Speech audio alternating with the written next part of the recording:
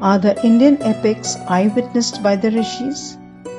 Although many writers have contributed to the Sanskrit and regional text, the original Ramayana is attributed to Valmiki and the original Mahabharata is attributed to Vedas.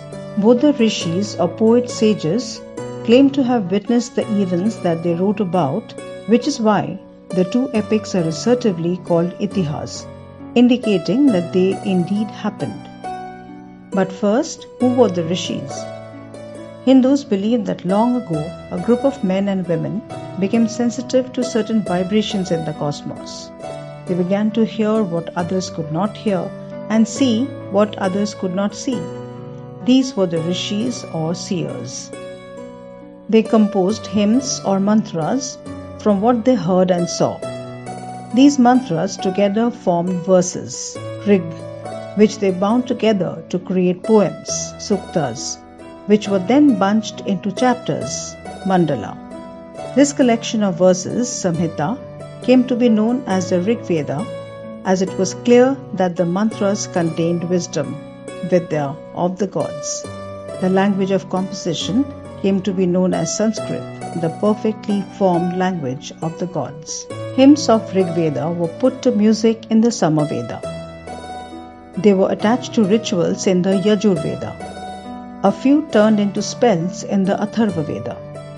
These rituals were explained in manuals known as Brahmanas.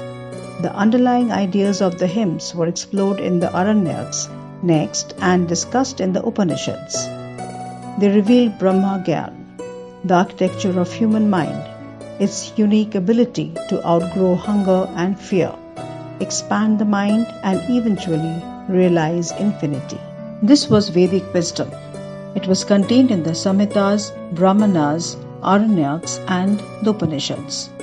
Those who memorized and communicated these containers of Vedic wisdom over generations were called the Brahmins. If the rishis were the transponders who received Vedic wisdom from the cosmos, the Brahmins were the transmitters who would take the containers of that wisdom, not the wisdom itself, to the people. Both Valmiki and Vyas were rishis and not Brahmins, transponders, not transmitters of wisdom. Valmiki descended from Bhrigu Rishi. Vyas was the son of Parashar, the grandson of sage Vashisht. Bhrigu and Vashisht were the two of the 7 primeval sages or Saptarishis. Valmiki's name refers to the termite hill that arose around him as he meditated in perfect stillness for 1,000 years. Vyasa's name means the organizer, for he had gathered the scattered Vedic mantras and put them together systematically. As noted earlier, Valmiki and Vyas witnessed and participated in the events they described in the epics. Valmiki gave shelter to Sita after Ram cast her out of Ayodhya following malicious gossip.